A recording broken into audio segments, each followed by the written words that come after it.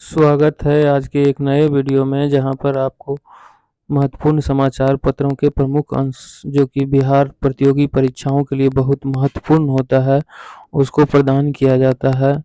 दोस्तों, यहाँ पर हर एग्जाम से संबंधित करंट अफेयर्स महत्वपूर्ण होता है जो प्रदान किया जाता है। आइए चलते हैं वीडियो पर। आंध्र प्रदेश की राजधानी अब विशाखापत्तनम को राज्य की नई राजधानी के रूप में जाना जाएगा। मुख्यमंत्री वाई.एस. जगन मोहन रेड्डी ने यह ऐलान किया है। इसके साथ ही उन्होंने नई राजधानी में वैश्विक निवेशक शिखर सम्मेलन के आयोजन की भी घोषणा की है। मुख्यमंत्री रेड्डी कहा कि मैं आपको विशाखापत्तनम में आमंत्रित करता हूं, जो आने वाले दिनों में हमारी राजधानी बनने जा रही है। मैं भी आने वाले कुछ महीनों में विशाखापत्तनम में शिफ्ट हो रहा हूं।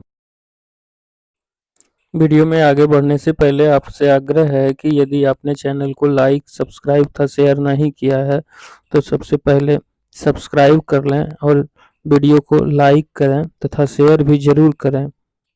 धन्यवाद। बिहार के सरकारी अस्पताल में भर्ती मरीजों को मुफ्त दी जाने वाली दवाओं की राशि बढ़ेगी। सरकारी अस्पताल में भर्ती मरीज पर वर्तमान में औसतन 18 रुपये खर्च होते हैं, जिसे बढ़ाकर 50 रुपये करने की तैयारी है। इस आशय का प्रस्ताव स्वास्थ्य विभाग ने 2019 में ही तैयार किया था, जिसे अब अमल में लाया जाएगा। नई व्यवस्था के प्रभावी होने के बाद राज्य के खजाने पर तकरीबन 600 करोड़ रुपये का अतिरिक्त व्यय आएगा। शिशु मृत्यु दर बिहार में राष्ट्रीय औसत से भी कम है। संसद में पेश किए गए आर्थिक सर्वेक्षण में इस बात का उल्लेख किया गया है।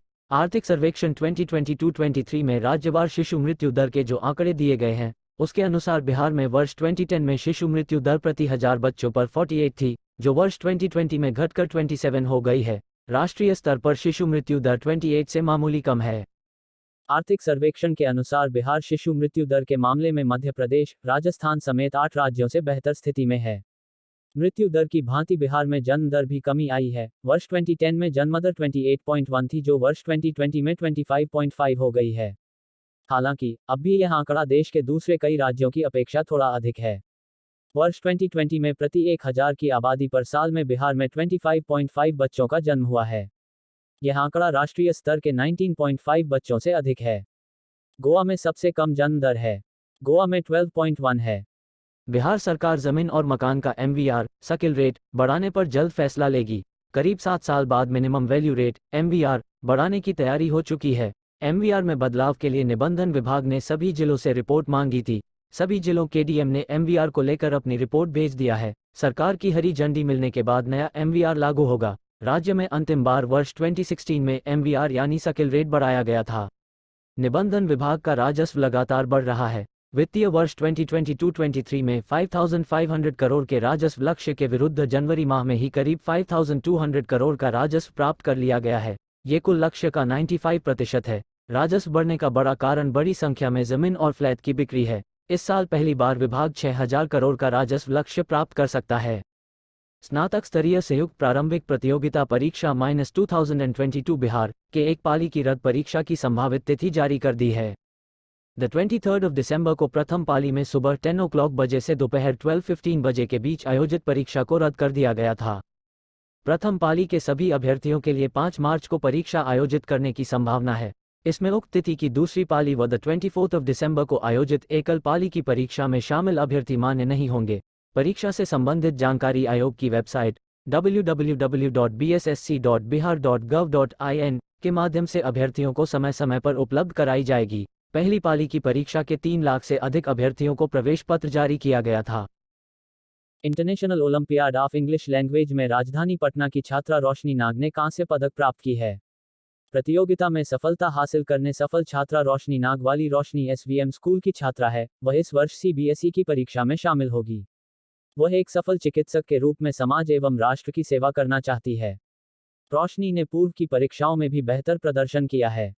पटना विश्वविद्यालय में PhD प्रवेश परीक्षा में शामिल होने के लिए विश्वविद्यालय प्रबंधन ने आवेदन प्राप्त करने की तिथि में विस्तार किया है।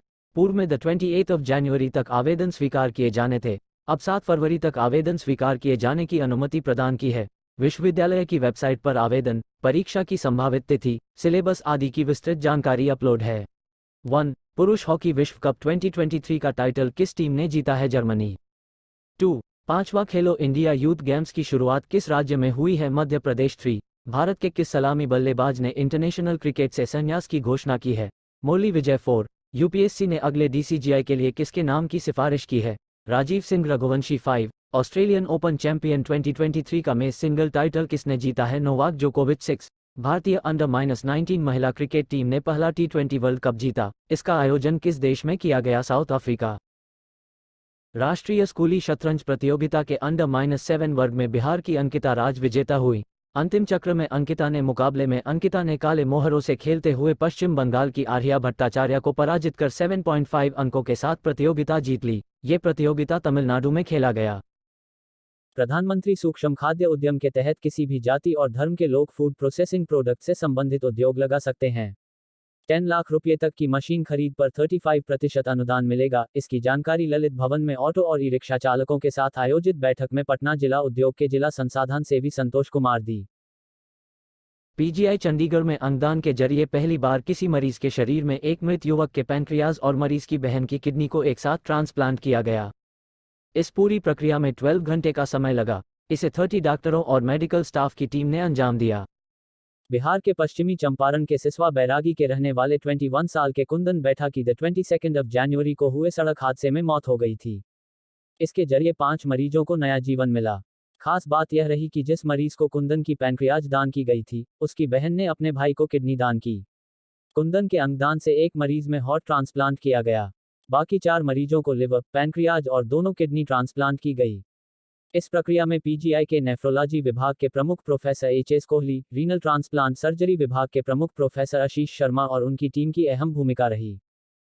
केंद्रीय सरकार बेनामी लेनदेन संशोधन कानून 2016 के कई प्रावधानों को रद्द करने वाले फैसले की समीक्षा करने की उसकी याचिका पर सुप्रीम कोर्ट से खुली अदालत में सुनवाई करने का अनुरोध किया। सुप्रीम कोर्ट केंद्र सरकार के इस अनुरोध पर विचार करने को तैयार हो गया है। केंद्र की ओर से पेश अतिरिक्त सॉलिसिटर जनरल तुषार मेहता ने प्रधान न्यायाधीश डी.वाई. चंद्रचूड़ और जस्टिस पी.एस. नरसिम्हा की पीठ से अनुरोध किया कि मामले की महत्ता को ध्यान में रखते हुए पुनर्विचार याचिका पर खुली अदालत में सुनवाई की जाए। मेहता ने कहा, यह एक असामान्य अनुरोध है। हम फैसले की समीक्षा की खुली अदालत में सुनवाई करने का अनुरोध करते हैं। इस फैसले के कारण कई आदेश पारित किए जा रहे हैं, जबकि बेनामी कानून के कुछ प्रावधानों को चुनौती तक नहीं दी गई है। इस पर सीजेआई ने कहा, हम इस पर विचार करेंगे। सुप्रीम कोर्ट के कलेजियम के सदस्यों में किसी नाम को लेकर मतभेद स्पष्ट रूप से उजागर हुए हैं। सुप्रीम कोर्ट कलेजियम ने हाई कोर्ट के 2 मुख्य न्यायाधीशों को सुप्रीम कोर्ट का न्यायाधीश नियुक्त करने की सिफारिश सरकार को भेजी है। कलेजियम ने इलाहाबाद हाई कोर्ट के मुख्य न्यायाधीश राजेश बिंदल और गुजरात हाई कोर्ट के मुख्य न्यायाधीश अरविंद कुमार को प्रोन्नत करके सुप्रीम कोर्ट का न्यायाधीश नियुक्त करने की सिफारिश की है। सुप्रीम कोर्ट कलेजियम ने सरकार को भेजी गई सिफारिश में न सिर्फ इन दोनों न्यायाधीशों को सुप्रीम कोर्ट प्रोन्नत करने की सिफारिश के कारण बताए हैं, बल्कि यह भी कहा है कि इससे पहले भेजे गए 5 नामों को इन दोनों से नियुक्ति में प्राथमिकता और वरिष्ठता दी जाए।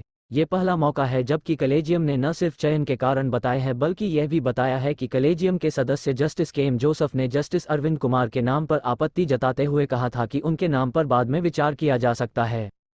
वित्त वर्ष 2023-24 के आम बजट में खाद्य प्रसंस्करण क्षेत्र को विशेष प्राथमिकता दी जा सकती है। खाद्य प्रसंस्करण उद्योग के विकास से ग्रामीण बेरोजगारी के साथ गरीबी, खाद्य सुरक्षा, महंगाई, बेहतर पोषण और भोजन की बर्बादी जैसे मसलों को हल करने में मदद मिलेगी। संसद में पेश किए गए आर्थिक सर्वे में इसका स्पष्ट संकेत दिया गया है। खाद्य प्रसंस्करण उद्योग क्षेत्र की 8.3% की विकास दर को दहाई अंक में पहुंचाने की कोशिश होगी, जिससे कई मुद्दों को साधने में सहायता मिलेगी। आर्थिक सर्वे के मुताबिक मैन्युफैक्चरिंग क्षेत्र के कुल रोजगार के प्राप्त लोगों का 12.2% अकेले खाद्य प्रसंस्करण उद्योग क्षेत्र में है, जबकि कुल भारतीय निर्यात में कृषि खाद्य निर्यात की हिस्सेदारी 10.9% है। प्रमुख एयरक्राफ्ट कैरियर आईएनएस विक्रांत को बनाने में करीब 500 एमएसएमई ने मदद की है। इसके अलावा 12,000 से अधिक सहयोगी उद्योग और 2,000 से ज्यादा शिपयार्ड कर्मचारियों की मदद से आईएनएस विक्रांत तैयार हो पाया है। आर्थिक सर्वेक्षण के अनुसार भारतीय नौसेना की स्वदेशीकरण की पहलों ने एमएसएमई और अन्य उद्योगों के लिए रोजगार के अवसर पैदा किए हैं। साथ ही इन पहलों से आर्थिक गतिविधियों में महत्वपूर्ण वृद्धि हुई है। भारत के समुद्री इतिहास में आईएनएस विक्रांत अब तक का सबसे बड़ा जहाज है और इसे हाल ही में कमीशन किया गया है। केंद्र सरकार ने पिछले 9 सालों में विनिवेश प्रक्रिया से करीब 4.07 लाख करोड़ रुपए जुटाए हैं। आर्थिक सर्वे 2022-23 में विनिवेश के बारे में यह आकलन पेश किया गया है। चालू वित्त वर्ष के लिए निर्धारित विनिवेश लक्ष्य का 48% ही हासिल किया जा सका है। गत दी 18 जनवरी तक विनिवेश से 31,000 करोड़ रुपये का राजस्व जुटाया गया है, जबकि बजट में इसका अनुमान 65,000 करोड़ रुपये का है।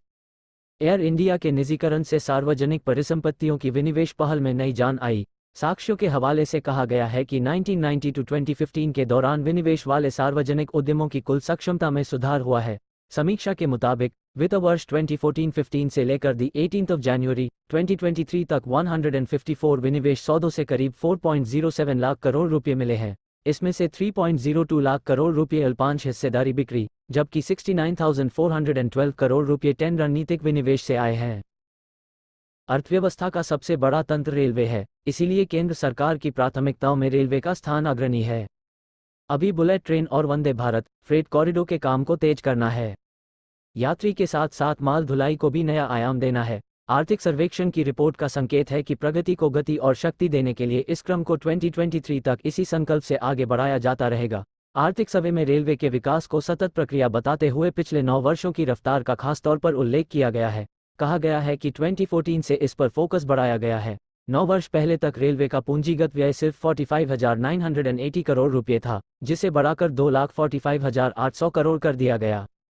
आर्थिक सर्वे में अनुमान लगाया गया है कि तमाम मुश्किलों से आगे बढ़ते हुए रेलवे अगले वित्त वर्ष में सारी मुश्किलों से उबर जाएगा। 2019-20 में यात्रियों की संख्या 809 करोड़ थी, जो कोरोना के दौरान 125 करोड़ तक पहुंच गया था। फिर से ये संख्या 500 करोड़ के पार पहुंच गई है। सर्वे में उम्मीद जताई गई है कि अगले वित्त वर्ष में रेलवे पुराने दौर में पहुंच जाएगा। चालू वित्त वर्ष में अभी तक 8% से ज्यादा की वृद्धि बरकरार रखी है। अगले 7 वर्षों के दौरान माल ढुलाई की मात्रा में 45% तक की वृद्धि की तैयारी है। डिजिटल इकोनॉमी की दिशा में बेहद तेज कदम से बढ़ने का सिलसिला जारी है। इसका प्रमाण यूनिफाइड पेमेंट इंटरफेस (यूपीआई) है, जो सबसे अधिक पसंदीदा भुगतान तरीकों में शामिल हो गया है। वित्तीय वर्ष 2018-19 में देश के कुल डिजिटल ट्रांजैक्शन में यूपीआई की हिस्सेदारी 17% थी, जो अगले साल बढ़कर 27% हो गई। वित्तीय वर्ष 2021-22 में यूपीआई का हिस्सा 52% हो गया है। 2019 से 2022 के बीच यूपीआई आधारित लेनदेन में 121 और 115% की बढ़ोतरी हुई है।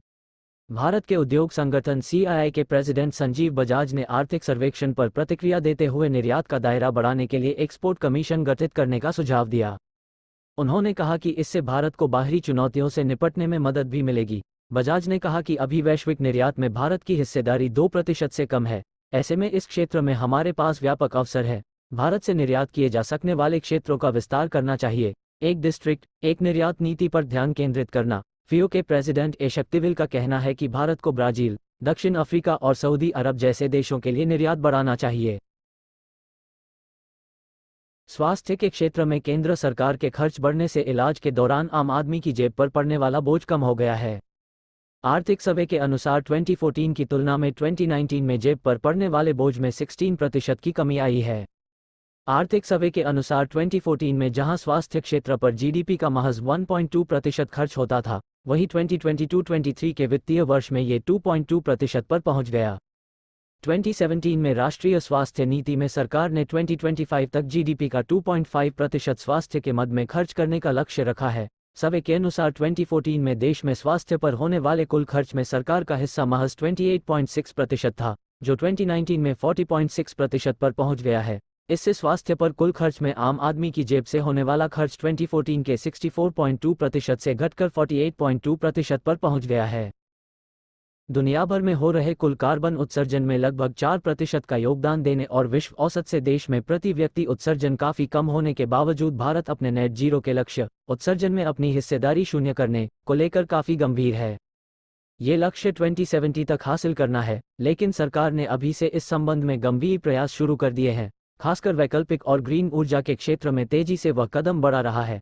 इनमें ग्रीन हाइड्रोजन मिशन भी शामिल है, जिसमें ने करीब 19,000 करोड़ रुपये के निवेश को मंजूरी दी है।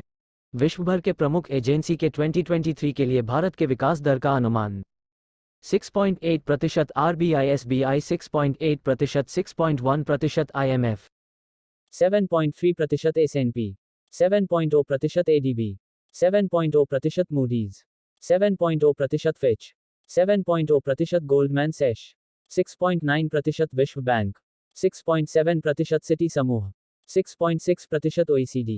नोट: औसत विकास दर 6.9% है। विदेशी मुद्रा भंडार 577 अरब डॉलर 2020-2021, 478 अरब डॉलर 2019-2020, 607 अरब डॉलर 2021-2022, 563 अरब डॉलर 2022-2023 दिसंबर तक।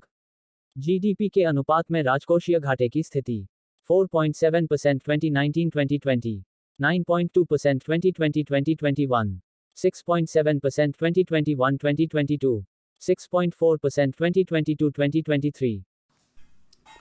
वीडियो देखने के लिए आप सबका धन्यवाद। आपका दिन शुभ हो।